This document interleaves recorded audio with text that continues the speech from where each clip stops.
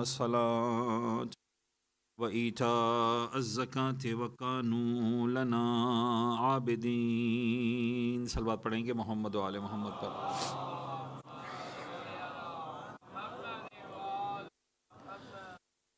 عزیزان گرامی قدر، فقہی مسئلے کے حوالے سے اب چونکہ آج اور کل اب دو ہی ہماری تقاریر ہیں اور اس موضوع کو ایک حد تک ہمیں سمیٹنا ہے، تو وراثت اور وصیت کے حوالے سے میں کچھ باتیں آپ کے سامنے عرض کر رہا تھا. خلاصہ گفتگو کا یہ ہے کہ کوئی بھی شخص جب اس دنیا سے رخصت ہوتا ہے تو اپنے اس دنیا سے جانے سے پہلے اپنے مال کا وہ خود مختار ہے، جو چاہے جہاں چاہے جس طرح چاہے خرچ کرے. لیکن زندگی سے جانے کے بعد، اس دنیا سے جانے کے بعد، اس کا اختیار اپنے مال میں 1/3 رہ جاتا ہے، اس کے علاوہ نہیں. یہ وصیت کے معاملے میں جائے گی بات. اور یہ وصیت بھی انسان کو یعنی جو زندگی میں جو اجازت ہے مال خرچ کرنے کی، وہ آخری سانس تک نہیں ہے.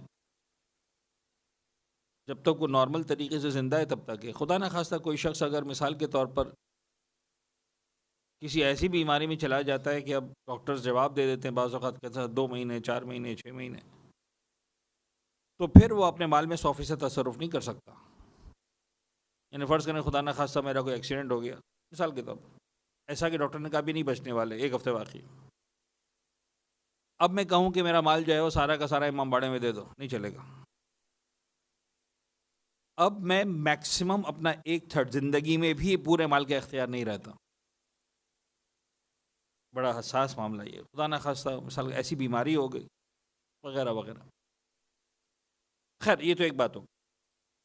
ہم نے عرض کیا تھا کہ جب ایک انسان اس دنیا سے جائے گا تو اس کے مال اس کے وارثوں میں تقسیم ہوگا. 3 کیٹیگریز ہیں. ہم نے عرض کیا تھا کیٹیگری اے، کیٹیگری بی اور کیٹیگری سی. ہم نے بات یہ عرض کی تھی کہ 95% کیسز میں آپ کو یہ نظر آئے گا کہ جب بھی کوئی شخص اس دنیا سے جاتا ہے تو اس کا کوئی نہ کوئی وارث کیٹیگری میں اے میں ہوتا ہے. یہ کیٹیگری اے میں کون کون آتے ہیں سنیے گا ذرا. کیٹیگری میں اے میں آتے ہیں، اچھا یہ جتنے بھی رشتے ہوں گے نا ہم مرحوم کے حوالے سے بتائیں گے. تو مرکزی شخصیت یا مرکزی فرد یہاں پر جو ہے وہ کون ہے جو اس دنیا سے رخصت ہو رہا ہے. سارے رشتے اسی حوالے سے ہم بتائے جائیں گے. جیسے میں ایک مثال دے کے سمجھا دوں کہ میں کیا کہنا چاہ رہا ہوں. ہوتا یہ ہے کہ لوگ آتے ہیں مولانا صاحب ابو کا انتقال ہو گیا ہے تو امی کی وراثت کتنی ہوگی، مثال یہ سوال ہے. اب وہ سوال میں پوچھ رہے ہیں امی، حالانکہ وہ امی کی وراثت نہیں پوچھ رہے، وہ مرنے والے کی زوجہ کی وراثت پوچھ رہے ہیں. اپنی بات سمجھا پا رہا ہوں میں؟ یعنی یہ جو رشتہ ہے اس وقت جتنے رشتے بتائے جائیں گے کس کے حوالے سے بتائے جائیں گے؟ مرحوم کے حوالے سے. اچھا جی، تو جب ایک شخص دنیا سے رخصت ہوا تو کیٹیگری اے میں اس کے ورثہ ہیں مرنے والے کے ماں باپ اور مرنے والے کی اولاد، یہ وارث ہے. جب بھی کوئی شخص دنیا سے رخصت ہوگا اس کے ورثہ میں اس کے ماں باپ ہیں اگر زندہ ہوں ان میں سے کوئی بھی ایک تو، اور مرنے والے کے اولاد، بچے، بیٹے بیٹیاں واٹ ایور جو بھی، یہ اس کے وارث ہیں. یہ ہو گیا A1. اگر اولاد نہیں ہے تو اولاد کی اولاد، پوتے پوتیاں، نواسے نواسیاں، یہ ہیں A2. کلیئر؟ تو کیٹیگری اے کے اندر مرنے والے کے والدین آ گئے، مرنے والے کی اولاد آ گئی، اولاد نہ ہونے کی صورت میں اولاد کی اولاد. اچھا اس میں ایک بڑا حساس سوال ہے اور میں جو ہے وہ آپ کی خدمت میں عرض کر دیتا ہوں کہ آپ کو پتہ ہو کم از کم. وہ یہ کہ مثال کے طور پر فرض کریں شخص کا انتقال ہوا، اس کے 4 بچے تھے، 4 میں سے 2 کا انتقال ہو چکا ہے پہلے ہی. جن 2 کا انتقال ہوا ان کے بچے ہیں، یعنی مرنے والے کے پوتے پوتیاں یا فرض کریں نواسے نواسیاں ہیں. ایک شخص کا انتقال ہوا، غور کیجئے گا، اس کے 4 بچے تھے، 4 میں سے 2 کا انتقال ہو چکا ہے، 2 ہیں. جن 2 کا انتقال ہوا ان کے بچے بھی ہیں. جب تک یہ 2 بچے زندہ ہیں ان پوتے پوتیوں نواسے نواسیوں کو کچھ نہیں ملے گا. یہ بات اچھی طرح ذہن میں رکھیں. A1 کے ہوتے ہوئے A2 کی باری نہیں آئے گی. مجھے اندازہ ہے کہ یہ چیز ڈائجسٹ کرنا شاید مشکل ہوگی مومنین کرام کے لیے. جہاں بھی بتاتا ہوں اچھا ایسا کیسے ہو سکتا ہے. یہی ہے دین. لہٰذا اگر آپ کو مسئلہ پہلے سے معلوم ہے تو اس کا ایک فائدہ ہوگا. یعنی آج آپ نے اگر مسئلہ سیکھ لیا, مثلا فرض کریں آپ دادا ہیں مثال کے طور پر, اللہ آپ کو بہت لمبی زندگی دے, آپ کی 4 بچے تھے, 4 بیٹے تھے, چاروں کے 4 فرقین بیٹے تھے, 2 بیٹوں کا انتقال ہو چکا ہے.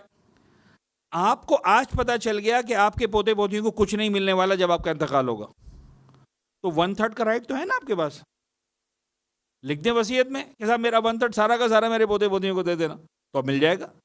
وراثت میں سے نہیں ملے گا, وصیت میں سے مل جائے گا. تو کہتے ہیں نا نالج از پاور. علم آپ کے پاس ہے تو آپ کو اپنی یہ مسائل سیکھنے کا فائدہ یہی ہوتا کہ آپ کو جب مسائل معلوم ہوتے ہیں اور آپ دیکھیں کہ صاحب یہ میرا رائٹ ہے تو میں اس کو استعمال کر سکتا ہوں. فرض کریں 3 بیٹوں کا انتقال ہو گیا, 1 بیٹا زندہ ہے, یہ سارے کے سارے 100% کا مالک یہ بیٹا بن جائے گا. وہ باقی 3 بچوں کے جو پوتے پوتیاں نواسے نواسی واٹ ایور ان کو کچھ نہیں ملے گا. ان کو کہاں سے ملا؟ ان کو اپنے باپ سے ملا نا. ان کے باپ کا انتقال ہو چکا ہے تو وہ اپنے باپ کے وارث بن گئے, دادا کے وارث نہیں بنیں گے. کلیئر ہو رہی بات؟ تو مرنے والے کے وارثوں میں اس کی جو اولاد ہے وہ وارث, اولاد نہ ہونے کی صورت میں اولاد کی اولاد. یہ ہوگی کیٹیگری اے. کیٹیگری بی میں کون آتے ہیں؟ اگین غور کیجئے گا, مرنے والے کے ماں باپ کے والدین, دادا دادی نانا نانی اگر زندہ ہیں. یعنی فرض کر لیں ایک انسان اس دنیا سے گیا, اس کے ماں باپ نہیں ہے, اس کی اولاد نہیں ہے, اولاد کی اولاد نہیں, کوئی بھی نہیں ہے. فرض کریں دادا دادی زندہ ہے تو دادا دادی اس کے وارث ہیں, اور مرنے والے کے بھائی بہن. یعنی اب جو لائن نیچے جا رہی تھی وہ نیچے نہیں جائے گی, کہاں جائے گی؟ رائٹ پہ جائے گی. مرنے والے کے بھائی بہن یہ اس کے وارث ہیں. یہ B1.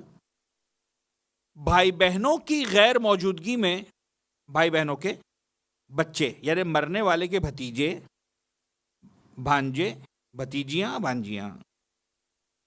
لیکن اگین بات وہی چلے گی کہ اگر بھائی بہنوں میں سے ایک بھی زندہ ہے تو باقی بھتیجوں بھتیجیوں کو, بھانجے بھانجیوں کو کچھ نہیں ملے گا. جب سارے بھائی بہنوں کا انتقال ہو گیا تو ان کے بچوں کی باری آئے گی. یہ B2 ہو گیا ایک طرح سے. لیکن اگر میں نے کہا کہ 95% کیسز میں کیٹیگری اے میں جو ہے وراثت ہوتی ہے, ورنہ پہ جو ہے کیٹیگری بی میں جاتی ہے. اچھا کیٹیگری بی میں بھی کوئی نہیں ہے. یعنی ایک شخص کو ہم فرض کریں ایسا ہے کہ جس کے ماں باپ نہیں ہیں, دادا دادی بھی فوت ہو چکے ہیں, نانا نانی بھی فوت ہو چکے ہیں, اولاد بھی نہیں ہے, اولاد کی اولاد بھی نہیں ہے, بھائی بہن بھی نہیں ہے, بھائی بہنوں کے بچے بھی نہیں ہیں, تو پھر کیٹیگری سی آتی. کیٹیگری میں سی کون ہے؟ ماں باپ کے بھائی بہن, یعنی اپنے بھائی بہن بھی نہیں ہے تو ماں باپ کے بھائی بہن, یعنی مرنے والے کے چچا, تایا, پھپھی, خالہ, ماموں. یہ کون ہو گئے؟ مرنے والے کے ماں باپ کے بھائی بہن, باپ کے بھائی بہن اور ماں کے بھائی بہن, یہ سب وارث بنیں گے. چچا, تایا, پھپھی, خالہ اور ماموں. یہ بھی اگر نہ ہو تو پھر ان کے بچے, یعنی مرنے والے کے کزنز, خالہ زاد, ماموں زاد, پھوپھی زاد, چچا زاد, تایا زاد, یہ ہو جائے گی C3. اچھا ان میں بھی کوئی نہیں ہے, یعنی ایک ایسا شخص گیا, مطلب کائنات میں اس کا کوئی نہیں ہے, ماں باپ نہیں ہے, دادا دادی نہیں ہے, اولاد نہیں ہے, اولاد کے اولاد نہیں ہے, بھائی بہن نہیں ہے, بھتیجے بھانجے نہیں ہیں, ماں باپ کے یعنی کوئی کزن کچھ بھی نہیں ہے. تو پھر اس کے وارث میں نے کیا کہا؟ امام زمانہ, یعنی پھر حاکم شرع کے پاس جائیں گے کہ بابا یہ انتقال ہوا, ایسا کوئی نہیں ہے, تو یہ آپ اس کی ساری وراثت کے مالک آپ ہیں. تو ظاہر سی بات ہے وہ پھر لے کر مسلمین کے لیے, مومنین کے لیے جہاں بھی مناسب سمجھیں گے وہاں پر اس کو خرچ کر دیں گے. ایک جملہ جو ویسے تو دردناک ہے لیکن ایک بہت چھوٹا طالب علم ہونے کے ناطے کہنے دیں. آج تو ایسا نہیں ہے لیکن ہم جس راستے پہ چل پڑیں وہاں آہستہ آہستہ یہ ہونے جا رہا ہے. یہ جو ہم لوگوں نے اپنے اوپر سوار کر لیا ہے بچے 2 اچھے, اور نتیجہ یہ ہے کہ رشتہ داری نہیں ہمارے. یعنی مجھے اندازہ ہو رہا تھا کہ میں جب کہہ رہا تھا نا چچا, تایا, پھپھی, تو ممکن ہے بہت سارے بچے کہہ رہے ہوں کہ مولانا یہ آپ کون سے رشتے بتا رہے ہیں، ہمیں تو ایک ہی رشتہ پتا ہے انکل، ایک رشتہ پتا ہے آنٹی. بہت سارے بچوں کو چچا اور تایا کا فرق ہی نہیں پتا. پھر وہ کہتے ہیں مولانا مشکل اردو بول رہے ہیں. بیٹا آپ مشکل میں جی رہے ہیں، میں مشکل اردو نہیں بول رہا. یعنی بات پہنچا پا رہا ہوں کہ نہیں؟ اہل بیت اطہار کی تعلیمات کا خلاصہ یہ ہے کہ تمہاری تناکحوا و تناسلوا تکثروا، نکاح کرو، نسل بڑھاؤ، کثیر تعداد میں ہو جاؤ. ابھی میرا موضوع نہیں، ظاہر سی بات ہے تو میں اس موضوع پر بہت زیادہ بات نہیں کر سکتا، لیکن ایک دو جملے کہہ دیتا ہوں. اور مجھے اندازہ ہے کہ نقار خانے میں دھوتی کی آواز سنتا کون ہے، لیکن ہمارا کام ہے بول دینا، شاید کہ اتر جائے تیرے دل میں میری بات. یعنی بینگ این ایجوکیشنسٹ، جو لوگ جانتے ہیں ان کے لیے عرض کر رہا ہوں کہ میں بہرحال ایک اسکول چلا رہا ہوں، ایک ادارہ چلا رہا ہوں، 700-750 بچے ہمارے پاس پڑھتے ہیں. آپ یقین جانیے اب جو میں باتیں کر رہا ہوں نا وہ صرف تکے نہیں ہیں، یا اہل بیت اطہار کی روایات وہ تو ایک طاقتور چیزیں ہیں، لیکن اب مشاہدات جو میں آپ کے سامنے پیش کر رہا ہوں، وہ بچے جب ہمارے پاس آتے ہیں جن کے بھائی بہن نہیں ہوتے ہیں، وہ کتنے زیادہ سائیکولوجیکل ڈس آرڈرز کا شکار ہیں وہ ہمیں پتہ ہے.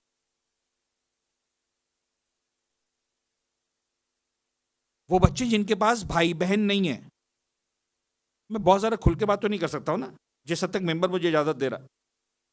سر ایک ظلم جو آج کے بچوں پر بدترین ظلم ہو سکتا ہے، ہمارے حساب سے ظلم کیا ہے؟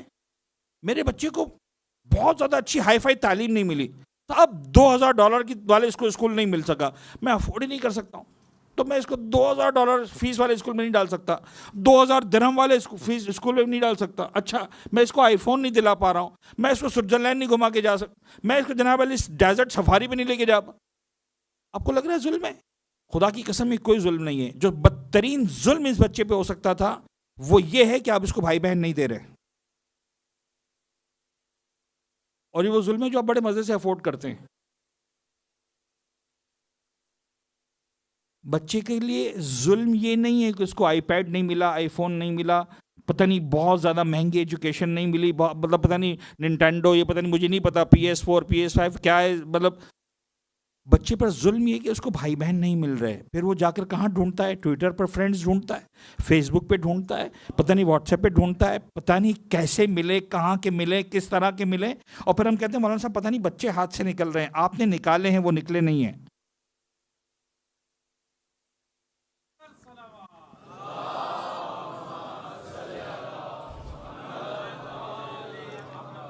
خدا را اپنے بچوں کو رشتے دیجئے، خدا را اپنے بچوں کو بھائی بہن دیجئے.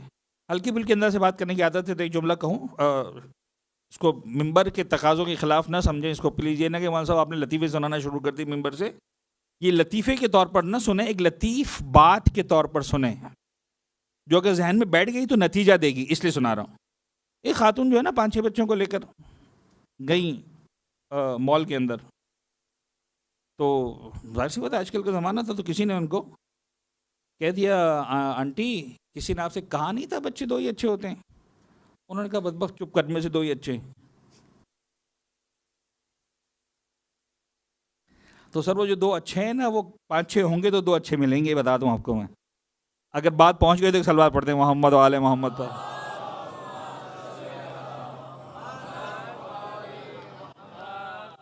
اچھا جی آ جاتے ہیں تو تھوڑا سا ان کو دیکھتے ہیں، ان موضوعات کو، بڑے خوبصورت موضوعات ہیں. پھر انشاءاللہ چوتھے امام سرکار کی سیرت کے حوالے سے ایک سلوات پڑھیں گے محمد و آل محمد پر.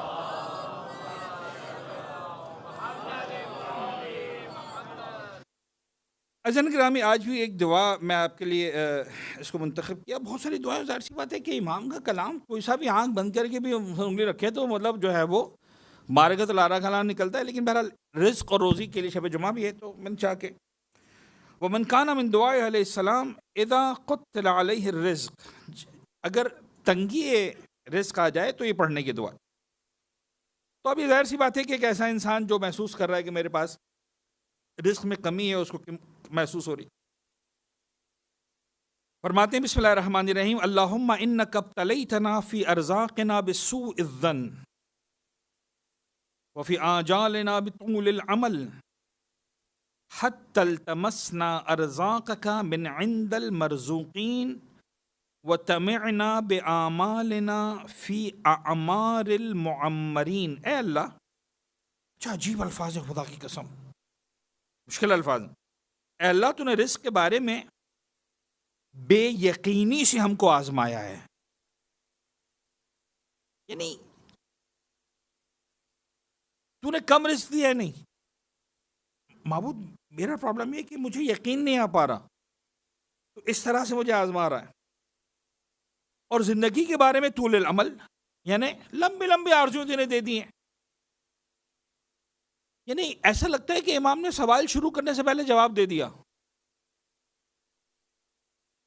میرا اور آپ کا پرابلم یہی نہیں کہ رزق کم ہے، میرا اور آپ کا پرابلم یہ ہے کہ ہماری آرزویں زیادہ ہیں. اچھا مجھے پتا ہے ان باتوں میں سبحان اللہ ویسے تو نہیں بنتا، آپ نے محبت کی سبحان اللہ کہہ دیا، شاید میں بھی راضی نہ ہوں تو میں آپ سے کیسے توقع رکھوں گے. یہ اپنے آپ کے لیے بھی درس ہے، ہم سب کے لیے. خدا سب کو بے تحاشا رزق دے، اس کے اندر کوئی دو رائے نہیں ہے. دعا ہے میری اپنے لیے بھی ہے، آپ کے لیے بھی ہے. ہر مومن کے لیے دعا ہونی چاہیے کہ پروردگار رزق میں وسعت دے، برکت دے، بے تحاشا وسعت دے. انسان سکون کے ساتھ مجالس کرے، زیارتوں پر جائے، حج عمرے کرے، غریبوں کی مدد کرے، بھائی بہنوں کی مدد کرے، سب کچھ. لیکن مسئلہ یہ ہے کہ بھائی اگر پیسہ نہیں ہے تو اگین تمہاری نیسیسٹیز اور ہیں، تمہاری لگژریز اور ہیں. پروردگار نیسیسٹیز کا پابند ہے، لگژریز کا پابند نہیں ہے. خیر پابند تو ہم کسی میں نہیں کر سکتے، لیکن امام فرما رہے کہ معبود تو نے ہم کو لمبی لمبی آرزوؤں سے آزمایا ہے. اب مسئلہ یہ ہے کہ مجھے میرا پیٹ ہی نہیں بھر رہا. میں کل بات کر رہا تھا، پتہ نہیں کچھ لوگوں نے مسکرا کے استقبال بھی کیا تھا اس بات کا، اسی کو ریپیٹ کر رہا ہوں. یاد ہے نا اپنا زمان، اب سال میں اگر 4 جوڑے بن جائیں بڑی بات ہوتی تھی. مجھے تو اپنا بچپن یاد ہے کہ رمضان کی عید پہ جو اماں جوڑا بناتی تھی عید کا، وہ 2 دن پہننے کے بعد اس کو دھو کے رکھ دیتی تھی، پھر بقرعید پر وہی جوڑا پہننا ہوتا تھا، یہ کہہ کر کہ اب یہ نیا ہے. یعنی 2 عیدوں پر 2 جوڑے نہیں ملتے تھے، مجھے نہیں ملتے تھے. اللہ کرے آپ سب کو ملتے ہوں. آج ہمارے بچوں کو مل رہے ہیں، الحمدللہ الحمدللہ الحمدللہ. یعنی آج غربتوں کے معیار تبدیل ہو گئے. کل غریب وہ ہوتا تھا جس کے گھر میں پنکھا نہیں ہوتا تھا، آج غریب ہو جس کے گھر میں 2 اے سی نہیں ہیں. زمین آسمان کا. کل غریب ہوتا تھا جس کے پاس سائیکل نہیں ہوتی تھی، آج غریب ہو جس کے پاس 3 گاڑیاں نہیں ہیں. صاحب ایک ہی گاڑی ہے دبئی میں، آپ کو پتا ہے صاحب، بڑی اچھا جی آپ غریب ہیں، کیا کر سکتے ہیں. اللہ ہر ایک کو رزق دے. ایسا نہیں ایک جملہ مجھے کہنے دے، مجھے نہیں پتا ہے جملہ اس طرح سے صرف سمجھانے کے لیے، مائنڈ سیٹ کو کلیئر کرنے کے لیے. ایک سوال پوچھنا چاہ رہا ہوں، سوالات کے جوابات دیجیے گا سادہ سادہ الفاظ میں. ہم کہتے ہیں کائنات، مولا کائنات کے پاس کائنات کا ہر طرح کا علم تھا، رائٹ اور رانگ؟ تو وہ علم صرف حلال حرام، نماز روزہ وضو غسل، یا جو آج کل کی دنیاوی معاملات ہیں اس کا بھی علم تھا. کچھ امام کو مطلب جو ہے میڈیسن بھی آتا تھا، آرکیٹیکٹ آتا تھا، فائنینس بھی امام کو کچھ آتا تھا. چلیں تو میں تھوڑا سا ایک سوال پوچھ رہا ہوں، کیا امام کو راتوں رات مالدار بننا آتا تھا؟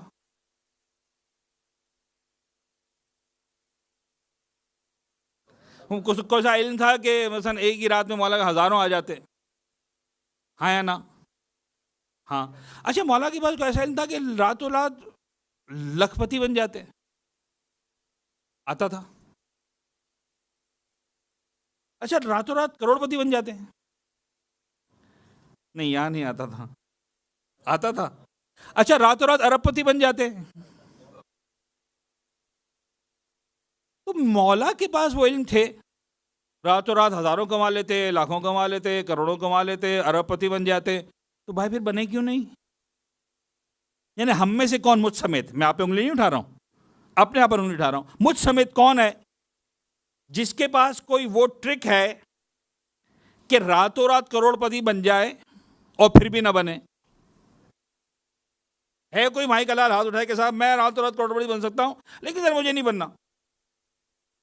یار ہم تو قبلہ کوئی ٹپ پہ تو بتا دیں، ممبر سے ہی بتا دیں، سیدھی سیدھی بات ہے. یا میں آپ سے کہہ رہا ہوں کہ تمہارے پاس کوئی ٹپ ہے تو بتا دو یار. ایسا ہے کہ نہیں ہے؟ تو پھر میرا سوال ہے کہ مولا پھر کروڑ پتی کیوں نہیں بنے؟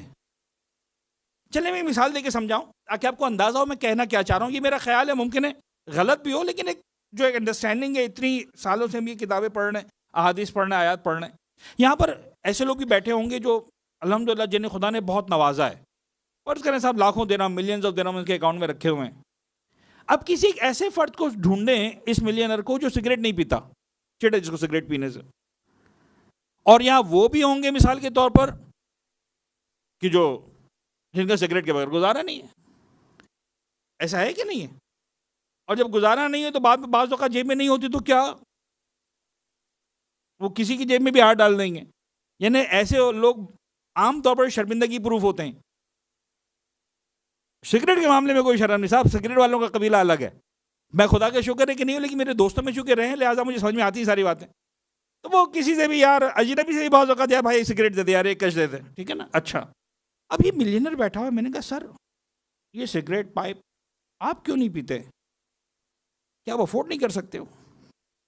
کہے گا قبلہ کیسی بات کرتے ہیں، افورڈ نہیں کر سکتا ہوں میں، پورا کنٹینر اتروا لوں مجھے کوئی مسئلہ نہیں ہے. دنیا کا مہنگا ترین برانڈ منگوا لوں کوئی مسئلہ نہیں ہے، فیکٹریاں لگا لوں کوئی مسئلہ نہیں ہے. آپ کیسی بات کر رہے ہیں، میں ملینر ہوں. میں کبھی پیتے کیوں نہیں ہے؟ تو وہ جواب دے گا مجھے گھن آتی ہے. جواب ہو گیا سر. میں مولا کائنات سے کہوں مولا جب آپ کو آتا ہے کروڑ پتی بننا تو آپ بنتے کیوں نہیں ہے؟ علی کہے گا مجھے گھن آتی ہے.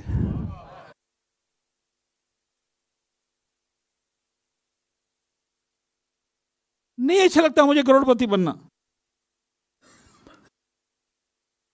اگر کمال ہوتا نا صاحب مال ہونا، آپ یقین یعنی اہل بیت اطہار اس منزل پر ہوتے کائنات میں کوئی ان کا پیسہ گن نہیں سکتا تھا.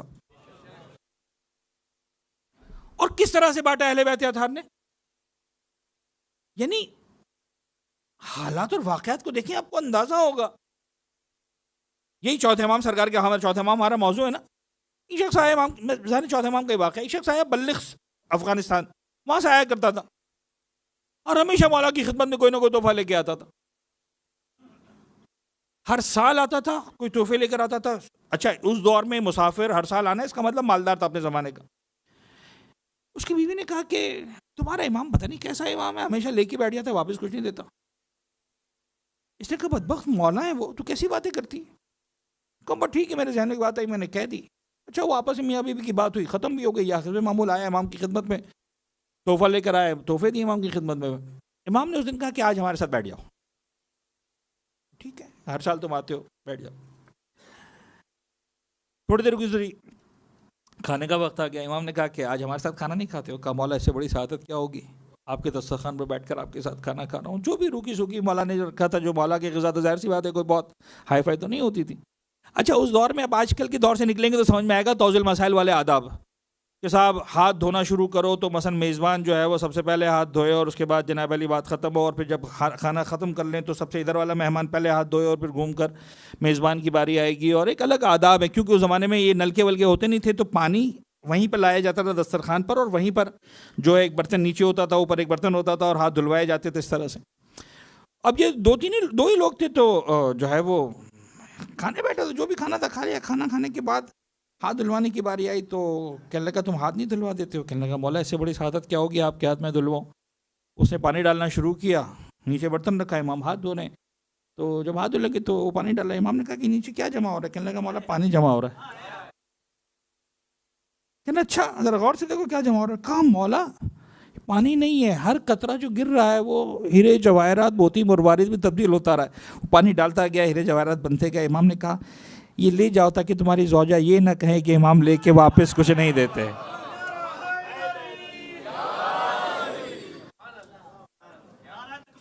اللہ اکبر، یا رسول اللہ، یا علی، یا علی، آباد رہیں.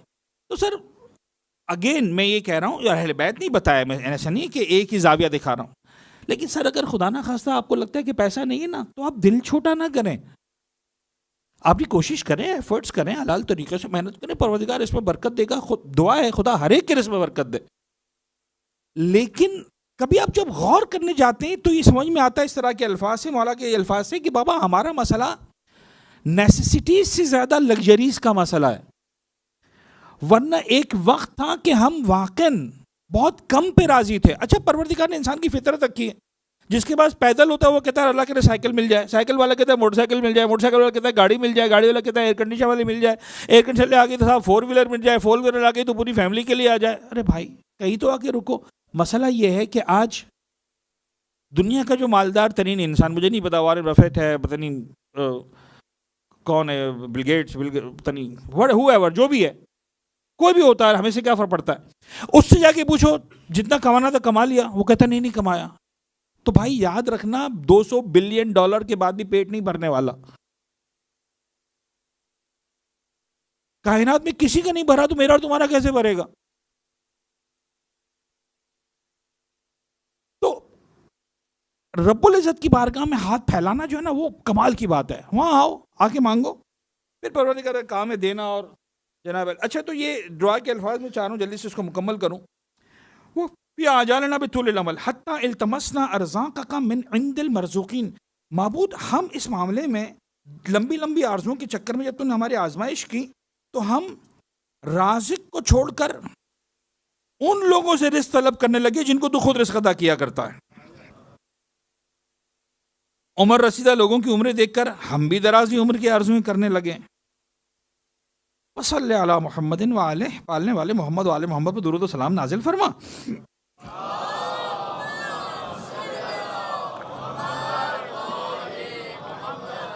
وَهَبْ لَنَا يَقِينًا صَادِقًا. مولا یہ نہیں کہتے پالنے والے کروڑوں دے دیں، ماں فرماتے پالنے والے وہ یقین صادق دے دے کہ بعد ہم ہر جگہ ہاتھ نہ پھیلاتے پھریں.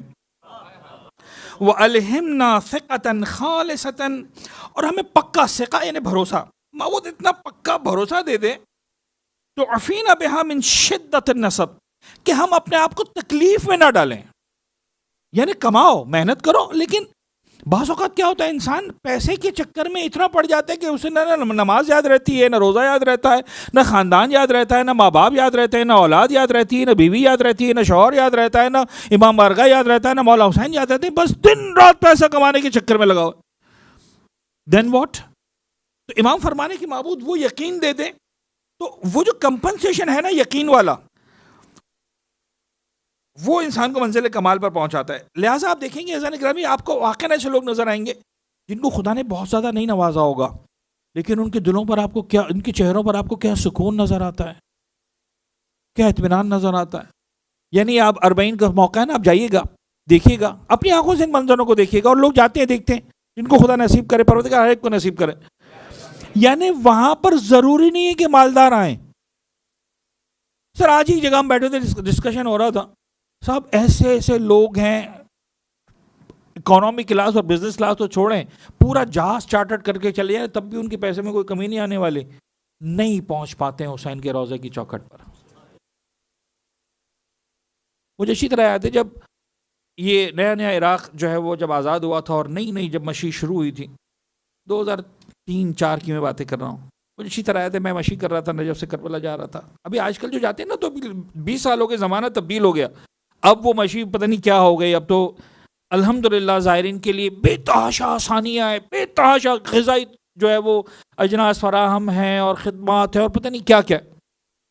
میں اس وقت کی بات کر رہا ہوں 2004-5 کی، جب تو میں اچھی طرح مجھے یاد ہے میں گزر رہا تھا، میں ایک موقف کا احوال سنا رہا ہوں. موقف کا لفظ سمجھتے ہیں نا؟ ایک موقف کا احوال سنا رہا ہوں. پتہ ہے موقف کیا تھا؟ ایک گتے کا کارٹن موقف ہے کل، ایک شخص اس کے پیچھے عراقی بیٹھا ہوا ہے، اس گتے کے اوپر اس نے ایک دوائی کا پتا رکھا ہوا ہے، پیناڈول، 10 گولیاں ہوتی ہیں اس کے اندر، اس میں سے شاید 4-5 کھا لی گئی تھی، 4-5 رکھی ہوئی تھی. مشی کرنے والے بہت کم تھے اس زمانے میں. میں اس عراقی میں جا کے بیٹھ گیا، میں نے کہا کیا ہے؟ کہنے لگا حسین کے ظاہر کو دینے کے لیے میرے پاس یہی ہے.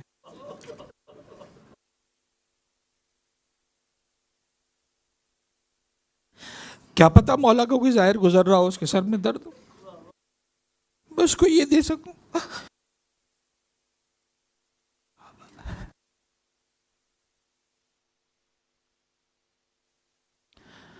سر پیسہ کمال نہیں ہے، حسین ابن علی کے لیے تمہارے پاس جو دل ہے نا وہ کمال ہے. خدا سے پیسہ مانگو، منع نہیں کرتا ہوں. حسین ابن علی کے لیے دل مانگو، فاطمہ زہرا کے لیے دل مانگو، اہل بیت اطہار کے لیے دل مانگو، تمہاری زندگیوں میں سکون آئے گا. بعض اوقات لاکھوں کروڑوں خرچ کرنے کے بعد بھی وہ سکون نہیں ملتا جو میں سمجھتا ہوں اس ایک مومن کو وہ 5 پیناڈول کی ٹیبلٹس کھلا کے سکون مل رہا ہوگا.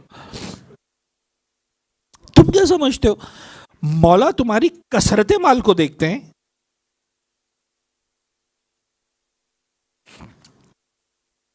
امام فرماتے وجعل معبود، اور وہی کے ذریعے جو واضح اور صاف وعدہ تو نے فرمایا ہے اور اپنی کتاب میں اس کے ساتھ ساتھ قسم، ٹائم نکل جاتا ہے، اسے روزی کے اہتمام سے جس کا تو ضامن ہے سبک دوشی کا سبب قرار دے. جس روزی کا ذمہ تو نے لیا ہے اس کی مشغولیتوں سے اہل عیدی کا وسیلہ بنا دے. قلتا، معبود تو نے فرمایا ہے وقولک الحق الاصدق، سورہ زاریات کی 2 آیتوں کا ریفرنس دیا امام نے. واقسمت وقسمک الابر الاوفا، معبود تو نے قسم کھا کے بات کی ہے اور تیری قسم سے بہتر قسم کون سی ہو سکتی ہے. وفی السماء رزقکم وما توعدون، تمہاری روزی آسمانوں میں اور وہ سب کچھ ہے جس کا تم سے وعدہ کیا گیا. ثم قلتا، پھر تو نے فرمایا ہے فورب السماء والارض، پروردگار خود قسم کھا رہا ہے، آسمان اور زمین کے پروردگار کی قسم. انہ لحق، یہ حق ہے جو ہم کہہ رہے ہیں، یہ امر یقینی و قطعی تمہارے رزق اور روزی کا مسئلہ. اتنا یقینی ہے مثلما انکم تنطقون، جس طرح تم بول رہے ہو تمہیں اپنی بات کرنے کا یقین ہے. یقین ہے نا کہ میں بول رہا ہوں کا جس طرح اس نطق کا یقین ہے، پروردگار کہتا ہے یہ حق ہے کہ تمہارا رزق آسمانوں میں، تم کیوں پریشان ہو رہے ہو. تو امام جو ہے وہ یہ حوالے دیتے ہیں، سمجھاتے ہیں. تو اس دعا کے ساتھ ہم بات کو آگے بڑھائیں کہ پروردگار ہم سب کے رزق میں انشاءاللہ برکت دے، وسعت دے، رزق حلال ہم سب کو عطا کرے، رزق حرام سے نجات عطا کرے. ایک صلوات پڑھیں گے محمد و آل محمد پر.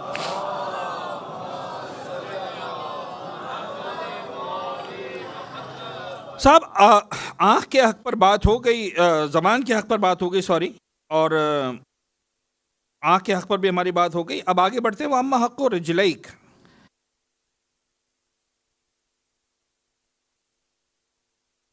سماعت کے حق پر بھی بات ہو گئی. ہو گئی نا میرے خیال میں، ہم نے سماعت کے حق پہ بات کی نہیں. ایک صلوات پڑھیں محمد و آل محمد پر.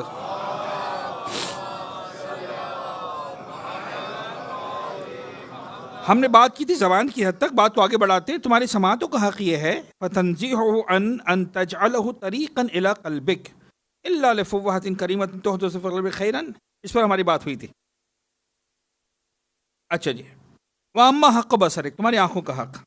فَغَضُّهُ عَمَّا لَا يَحِلُّ. ایک بات جو میں نے ان مطالعات کے دوران جس نتیجے پہنچا، مجھے ایسا لگا کہ امام نے ہر مرحلے پر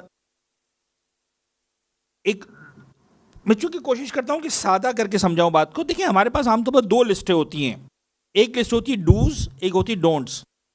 یہ کرنے کی چیزیں، یہ نہ کرنے کی چیزیں. جو میں سمجھا یہاں پر مولا کے ان سارے رسالت الحقوق کو دیکھ کر امام نے ڈوز سے پہلے ڈونٹس کی بات کی ہے. یعنی ایسا لگ رہا ہے کہ مولا کہہ رہے ہیں کہ یار دیکھو، صحیح والا کام اس وقت تک فائدہ نہیں کرتے جب تک تم ڈونٹ سے پیچھے نہیں ہٹو گے. غور فرما رہے ہیں بابا، جو منفی چیزیں نا ان کو ختم کرو. تم زبان سے 1000 ذکر کرتے رہو، 1000 تسبیح پڑھتے رہو، 1000 جناب علیہ کرتے رہو، لیکن ساتھ میں تمہاری زبان پر گالی بھی ہے. یہ گالی تمہاری سارے اذکار کو شاید وہ مؤثر نہ ہونے دے. یعنی اگر تم فرض کرو بہت سارے ذکر نہیں کر رہے ہو، تسبیح نہیں نکال رہے ہو، استغفار کی، شکران اللہ کی، الحمدللہ کی، لیکن اتنا کر رہے ہو کہ تم مثال کے طور پر اپنے زبان کو گالی سے بچا کے بیٹھے ہو، شاید تمہارا یہ والا عمل تمہیں زیادہ بلندی پر پہنچا دے. غور فرما رہے ہیں؟ یہ ضروری نہیں کہ تسبیح کتنی نکال رہے ہو، ڈوز کتنا انجام، ڈونٹس پہ تمہارا کتنی توجہ ہے. جھوٹ نہیں بول رہے ہو، غیبت نہیں کر رہے ہو، گالی نہیں دے رہے ہو، یہ زیادہ امپورٹنٹ ہے. لہٰذا یہاں پر آنکھ کے معاملے میں بھی امام فرما رہے ہو اما حق بصرک فغضہ عما لا یحل لک. سب سے بڑا حق آنکھ کا یہ ہے کہ جو حلال نہیں ہے نا اس کی طرف نظریں مت اٹھاؤ. اب وہ نامحرم ہے، پتہ نہیں جو بھی سارے معاملات ہیں، مت اٹھاؤ. اچھا ایک زمانہ تھا حرام دیکھنے کے لیے انسان کو بہت دور جانا پڑتا تھا. اللہ کر اپنی بات سمجھا پاؤں. آج حرام 12 انچ کے فاصلے پر ہے. ہر انسان کے پاس ایک اسکرین ہے، موبائل کے نام پر، ٹیبلٹ کے نام پر، آئی پیڈ کے نام پر، پتہ نہیں کس نام پر. میں اپنے بچوں سے مخاطب ہوں، والدین سے مخاطب ہوں. خدارا دیکھیں، بہت ہی سادہ الفاظ میں بات کر رہا ہوں. دیکھیں، دنیا میں 3 طرح کی چیزیں ہیں. ایک وہ ہے جس کا ہر صورت میں صرف فائدہ ہی فائدہ، ٹھیک ہے جی. ایک وہ ہے جس کا ہر صورت میں نقصان ہی نقصان ہے. وہ نہ ہم ہاتھ لگاتے ہیں، نہ کسی کو ہاتھ لگانے دیتے ہیں، نہ بچوں کو. زیادہ تر چیزیں وہ ہیں دنیا کے اندر جن کے فائدے بھی ہیں، نقصان بھی ہیں. ایسا ہے کہ نہیں؟ تو اس میں ہم کیا کرتے ہیں؟ یا تو ہم بچے کے ہاتھ میں نہیں دیتے. مثلا چاقو ہے، اس کائنات کو گزارا ہے چاقو کے بغیر؟ سر 2 دن کے لیے فرض کریں کہ چاقو نہیں ہے، زندگی اجیرن ہو جائے گی آپ کی. ہمارا گزارا نہیں ہے. کتنا زیادہ ضروری چیز ہے، لیکن اس کا مطلب بچے کے ہاتھ میں دے دوں؟ اتنے زبردست بینیفٹس ہیں، دے دو بچے کے ہاتھ میں. آپ کہتے نہیں بچہ ہاتھ میں لے گا نا، اس کے نقصان کے چانسز زیادہ ہیں. تو بابا یہ چاقو میں تمہیں سمجھ میں آتا ہے کہ نقصان کے چانسز زیادہ ہیں، حالانکہ اس کے فائدے بہت زیادہ ہیں. تو یہ اسکرین میں تمہیں سمجھ میں کیوں نہیں آتا؟ ہم یہ کب کہہ رہے ہیں کہ صرف 100% نقصان آتا ہے؟ بہت سارے فائدے ہمیں پتہ ہے. کیا تمہارے پاس اس بات کی گارنٹی ہے کہ بچہ 0% مائنس پہ جا رہا ہے، غلط چیز میں 0% جا رہا ہے؟ اگر ایسا ہے تو ٹھیک ہے، ورنہ تمہیں اگر اندازہ نہیں ہے خدا را، تم اپنے بچے کے ہاتھ میں چھری دے دو، میکسیمم نقصان کیا کرے گا؟ یہ الفاظ میں بڑے سخت استعمال کر رہا ہوں، یہ آپ کیجیے، ٹرائی مت کیجیے گا، لیکن میں سمجھانے کے لیے کہہ رہا ہوں. چھری دے دو، کیا نقصان کرے گا زیادہ سے زیادہ؟ میکسیمم کیا کرے گا؟ کسی کو جان سے مار ڈالے گا. چھوٹا نقصان ہے یا بڑا نقصان ہے؟ سر کسی کو جان سے مار ڈالے، یہ جتنا بڑا نقصان ہے، مجھے کہنے دیں کہ وہ پھر بھی چھوٹا نقصان ہے. کسی کا ایمان خراب کر دے. مسئلہ یہ کہ ہمیں جان سمجھ میں آتی ہے، ایمان سمجھ میں نہیں آتا. آج ہمارے بچے مثال کے طور پر اہل بیت اطہار سے دور ہو رہے ہیں، آج ایتھیسٹ بن رہے ہیں، پروردگار کی ذات سے دور ہو رہے ہیں، ماں باپ کی عزت نہیں کر رہے ہیں. پتہ نہیں کہاں تک بات جا رہی ہے. خدا را اما حق بصرک فقط اما لا یحل لک وترک ابتذاء لہ، اور جو تم اور آنکھ سے وہی دیکھو جس سے عبرت ہو، جس سے تم بینا ہو جاؤ، جہاں سے تم کو علم حاصل کر سکو، کیونکہ آنکھیں عبرت حاصل کرنے کا ذریعہ ہے. عبرت سے مراد یہاں پر صرف عبرت کی ایک پازیٹیو میننگ بھی ہے. عبرت نکلا ہے عبور کرنے سے. آپ مطلب درمیان میں دریا ہوتا ہے تو آپ کیا کرتے ہیں؟ پل کے ذریعے عبور کرتے ہیں. آنکھیں تمہیں عبور کروانے کے لیے ہیں. جو دیکھ رہے ہو اس کے ذریعے وہاں تک پہنچو جو تمہیں نظر نہیں آ رہا، نتائج تک پہنچو، ریزلٹس تک پہنچو. امام فرمانے تم اپنی آنکھوں کا خیال رکھو. اما حق رجلیک، انشاءاللہ اس پر ہی بات کریں گے. ایک سلوات پڑھیں گے محمد و آل محمد پر.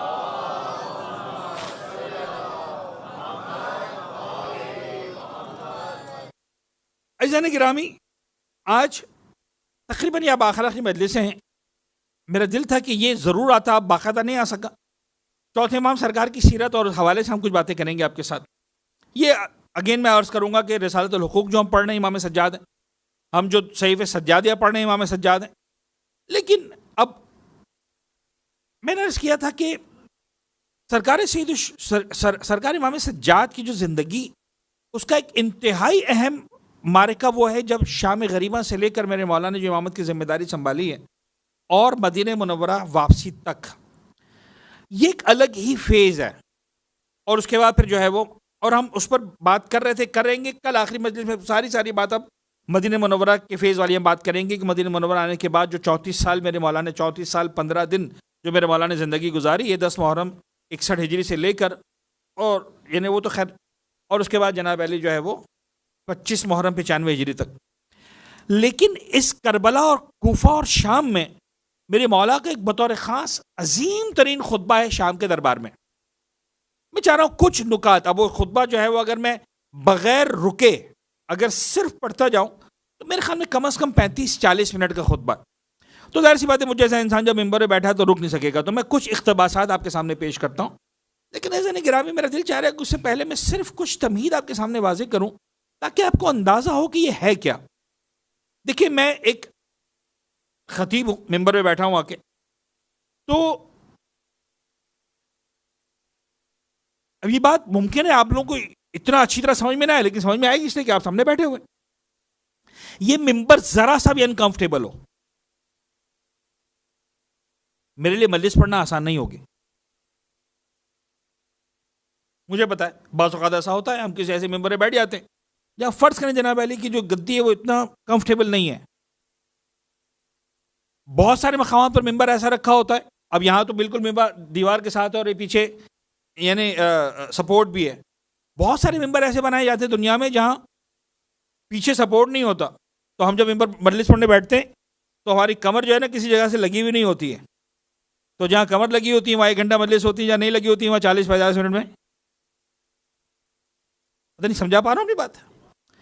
اچھا, آواز سکون سے آپ تک پہنچ رہی ہے. آڈینس وہ ہے جناب علی جو مجھے اندازہ ہے کہ مجھ سے پیار کرتی ہے, سننے کے لیے آئی ہے, اپریشیٹ کرنے کے لیے آئی ہے نا.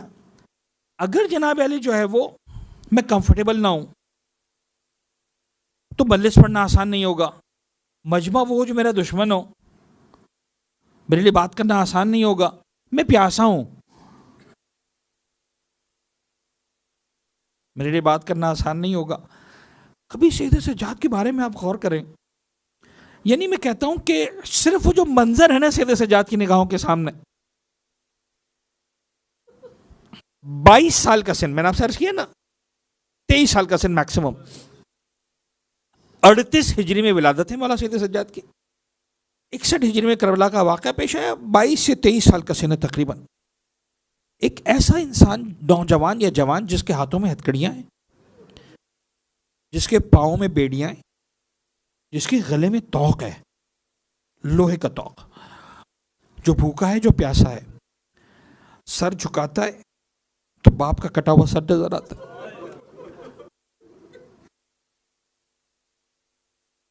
سر اٹھاتا ہے تو زینب کا کھلا سر نظر آتا ہے.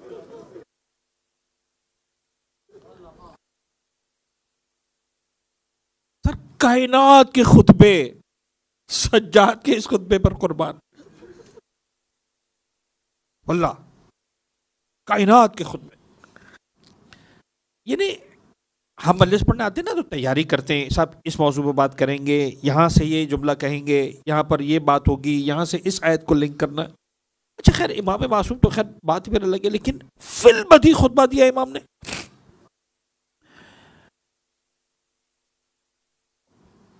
بس یہی ایک چھوٹی سی تمہید تھی.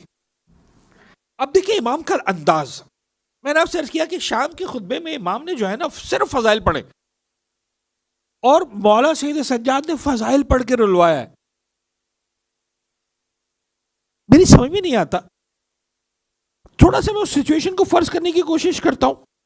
تو اگر مولا کو بولنے کی اجازت, مثلا ظاہری اعتبار سے اجازت, ورنہ کائنات کا سردار کیا اجازت کا محتاج, لیکن جو ایک نظام ہے اس وقت, اور جو امام جس منزل صبر سے گزر رہے ہیں کہ یزید مجھے اجازت ہے بولنے کی, یزید نے منع کیا, امام نے کہا ٹھیک ہے. درباری بولنے لگے کہ بھائی اچھا, درباری اپنے حساب سے مثال کے طور پر محظوظ ہو رہے ہیں, وہ اپنے حساب سے جو ہے وہ ان کے لیے تو ایک کیا میں کہوں لفظ, میری سمجھ میں نہیں آتا کیا لفظ استعمال کروں, ایک ایکٹیویٹی ہو رہی ہے, تماشا ہو رہا ہے. انہوں نے کہا ٹھیک ہے یزید تجھے کیا ڈر لگتا ہے, بولنے دے, دیکھیں کیا بولتا ہے جوان. یہ ان کے لیے ایک ایکٹیویٹی ہو رہی ہے, چلو ٹھیک ہے تو دیکھو کیا ہو رہا ہے. یزید نے کہا اچھا ٹھیک ہے تمہیں اجازت ہے, اور پھر امام نے بولنا شروع کیا.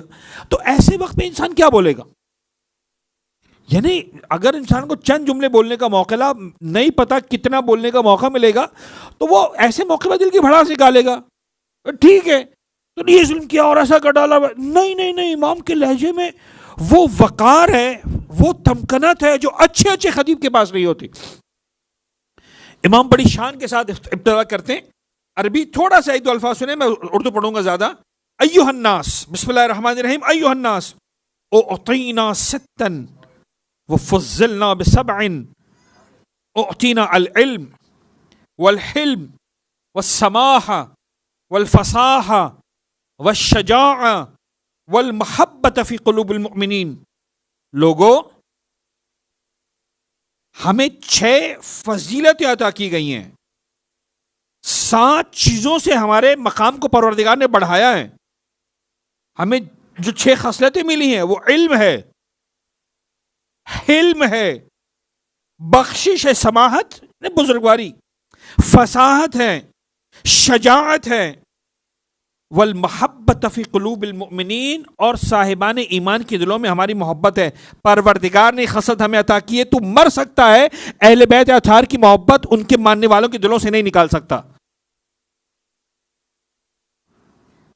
یعنی میں سمجھتا ہوں کہ شام کے دربار میں جو آڈینس سن رہا تھا نا، ہم تو کیا سوچ رہے تھے کہ جوان کیا بولے گا، اور اس نے کس مقام پر جا کر سٹارٹ لیا، کس لہجے میں جا کر بات کرنا شروع کی. وَفُضِّلْنَا بِسَبْعٍ، 7 فضیلتیں ہمارے پاس ہیں. سب سے پہلے کیا کہا؟ وَفَضْلُنَا بِأَنَّ مِنَّا النَّبِيَّ الْمُخْتَارِ. ہمارا فضل جاننا چاہتا ہے؟ اے یزید سن، ہمارا سب سے بڑا فضل یہ ہے کہ وہ نبی جو کائنات میں پروردگار عالم کا مختار ہے، ہم اس خاندان سے ہیں، وہ ہمارے خاندان سے ہیں. وَمِنَّا الصِّدِّيقِ، امیر المؤمنین جو صدیق اکبر ہیں وہ ہم میں سے ہیں. وَمِنَّا الطَّيَّارِ، جعفر طیار ہمارے خاندان سے ہیں. وَمِنَّا اسد اللہ واسد رسولہ، جناب حمزہ جن کا اس زمانے میں لقب اسد اللہ واسد رسولہ ہی تھا، وہ ہم میں سے ہیں. وَمِنَّا سِبْطَ هَذِهِ الْأُمَّةِ، اور اس امت کے سبتین یعنی حسن و حسین ہم میں سے ہیں. وَمِنَّا مَهْدِيُّ هَذِهِ الْأُمَّةِ، اور یاد رکھنا جو اس امت کا نجات دہندہ مہدی ہے وہ بھی ہمارے خاندان سے آنے والا. ایک صلوات پڑھیں نا محمد والے محمد کی ذات پر.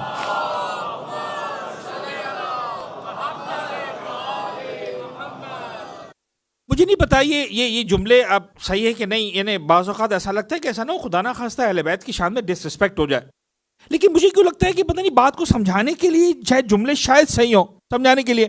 آج آپ نے آج کل کے پوڈ کاسٹ دیکھیں، جب ایک آدھے گھنٹے کا پوڈ کاسٹ یا مثلا 45 منٹ کا پوڈ کاسٹ آنے والا ہوتا ہے تو کیا ہوتا ہے، اس کی جناب علی جو ہے وہ کیا ٹیزر کہتے ہیں شروع میں جو چلتا ہے، تو وہ شروع میں 1 منٹ کے اندر جناب علی ایک ایسی بات کرتے ہیں جو آپ کو مجبور کرے 45 منٹ سننے پر.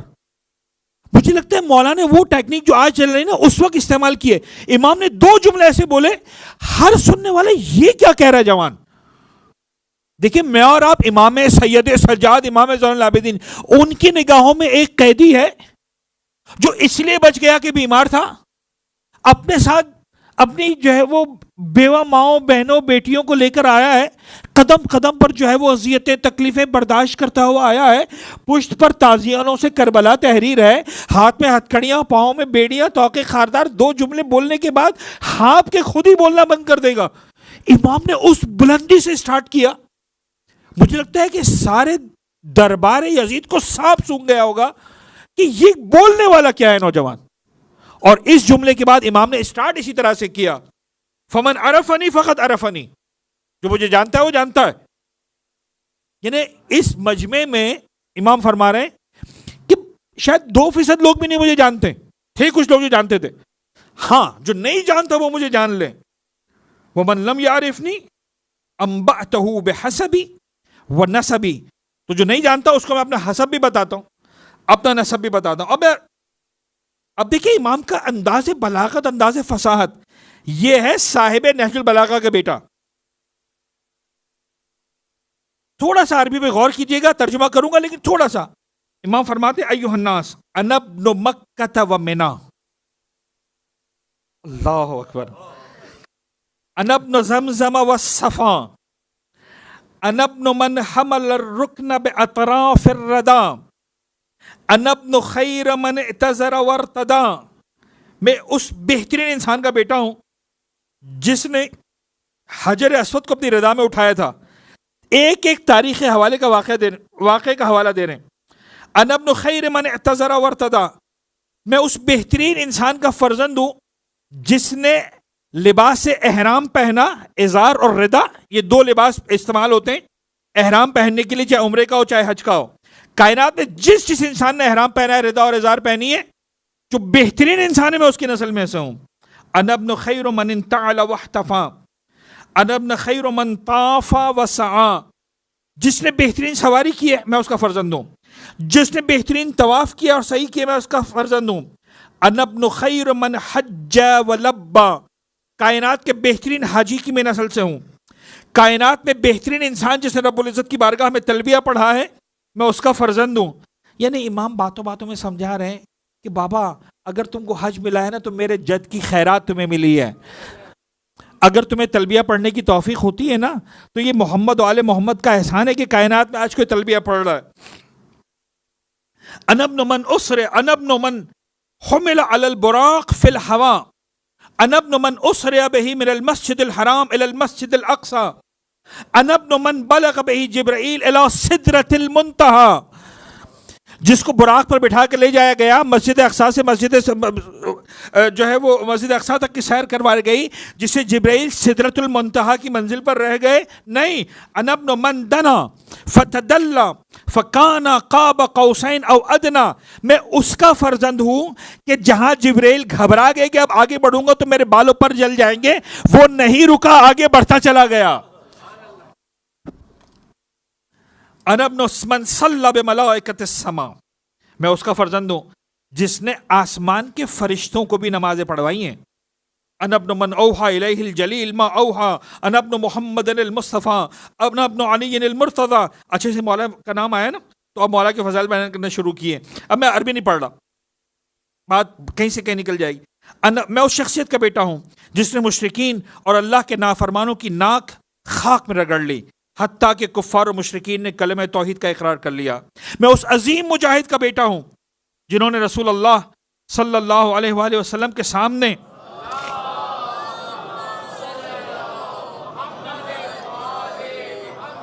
اور آپ کے رکاب میں 2 تلواروں اور 2 نیزوں سے جہاد کیا، 2 بار ہجرت کی، 2 بار رسول اللہ کے ہاتھ پر بیعت کی، بدر و حنین میں کفار کے خلاف بہادری کے ساتھ جہاد کیا اور لمحہ بھر کفر نہیں برتا۔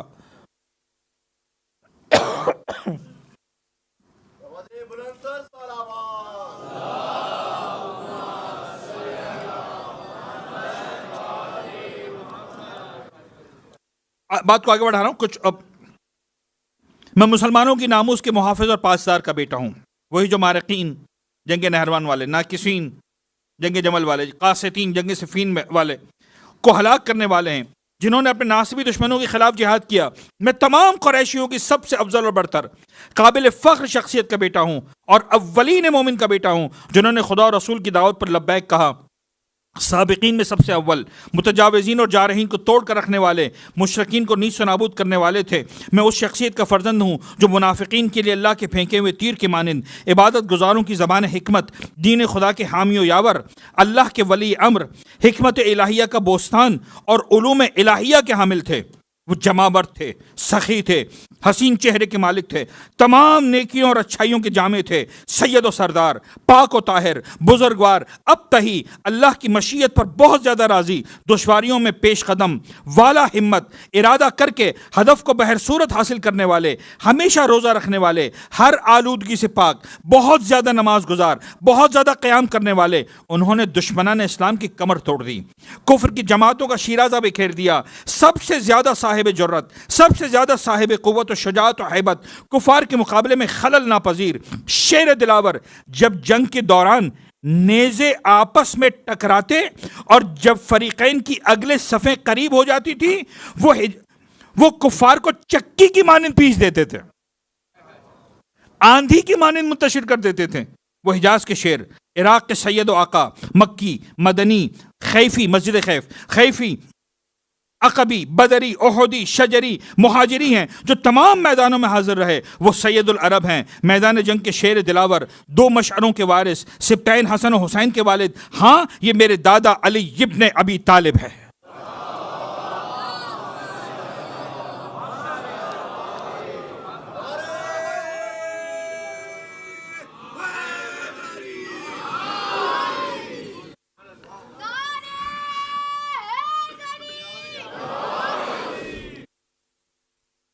گرامی کس بلندی پر ہے ابو طالب کا پوتا؟ یعنی لگتا ہی نہیں ہے کہ ہاتھوں میں ہتکڑیاں ہیں، لگتا ہی نہیں ہے کہ پاؤں میں بیڑیاں ہیں. اور آپ اہل بیت کے ماننے والے ہیں نا، ان فضائل سے آشنا ہیں، سن کر بے اختیار آپ کے لبوں پر نعرے آ رہے ہیں، آنے بھی چاہیے. جو کتابوں نے حال لکھا ہے، امام جب یہاں تک پہنچے شام کے دربار والوں کے رونے کی آوازیں بلند ہو رہی تھی. اچھا یہ انسان ہے، یہ وہ خانوادہ ہے، اس خانوادے کی خواتین کو ہم بے رضا کر کے دربار میں لے کر آئے.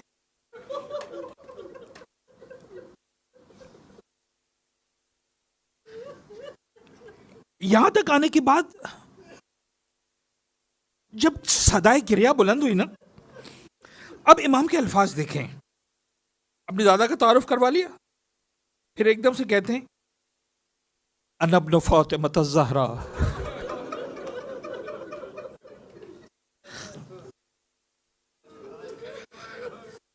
انا ابن سیدۃ النساء، انا ابن خدیجۃ الکبریٰ، انا ابن الحسین القتیل بکربلا، انا عبد المرمل بالدماء. میں اس کا بیٹا ہوں جس کی داڑھی کو اس کے خون سے رنگین کر دیا.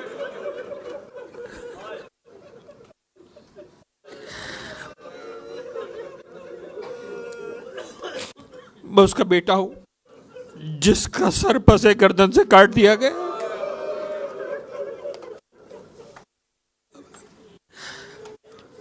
میں اس کا بیٹا ہوں جس کو ذبح کرنے کے بعد لاش کو گھوڑوں کی ٹاپوں سے مابال کر دیا گیا.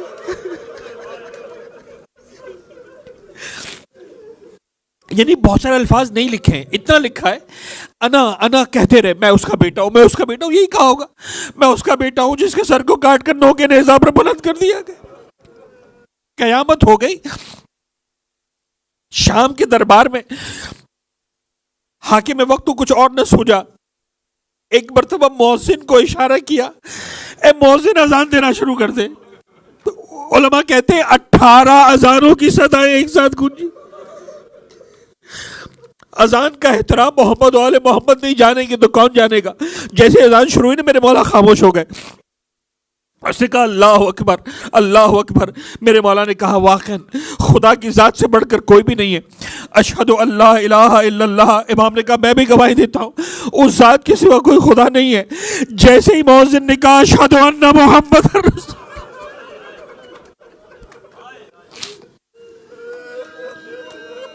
اجرکم اللہ، آپ نے کریا کیا، مجلس مکمل ہو گئی. جیسے ہی کہا اشہد ان محمد رسول اللہ، بے اختیار میرے مولا سید سجاد نے حاکم کا رخ کیا کہ یزید اتنا بتا جس محمد کی رسالت کی گواہی دی جا رہی ہے وہ تیرا جد ہے کہ میرا جد ہے.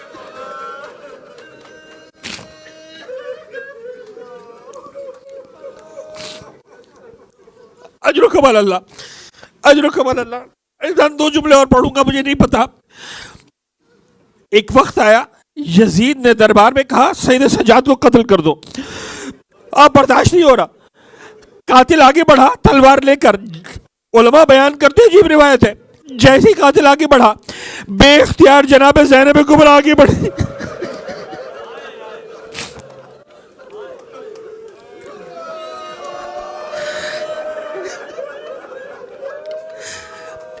شب جمعہ ہے،